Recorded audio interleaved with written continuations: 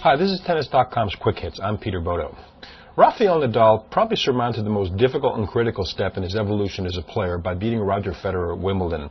The big question for Rafael now is whether he's going to be able to back that up by playing better on a hardcourt season than he has in years past.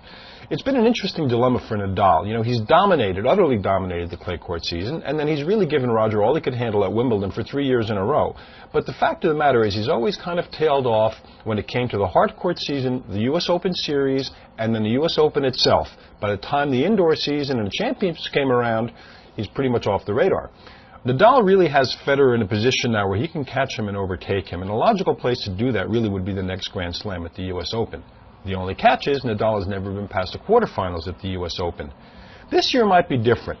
Now, it's hard for a guy who's maybe a little bit emotionally spent after playing so well for half a year to really find that A game toward the end. But if anybody can do it, it's Rafael Nadal. He's proven himself to be a tough, bulletproof, totally determined competitor, and he's really got better incentive than ever before now to have a great hardcourt season. His hardcourt game has improved by leaps and bounds, and not that there was that far to go. Let's remember, he's won some big hardcourt titles. He won one in the spring at Indian Wells, and he won one of the later ones in Canadian Open during the U.S. Open Series a couple of years ago. There is, of course, one fly in the ointment, and that's a pretty big fly, the Olympic Games in Beijing. Nadal and Federer are both entered, and it's going to mean a lot to both of those guys. We saw how much Nadal's identity as a Spaniard meant to him when he climbed into the royal box after winning at Wimbledon and have a brief conversation with a prince and a princess.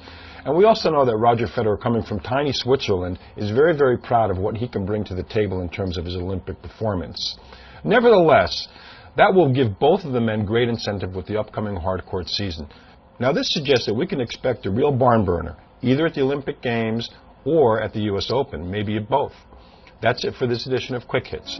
I'm Peter Bodo. For all things tennis, all the time, visit us online at tennis.com.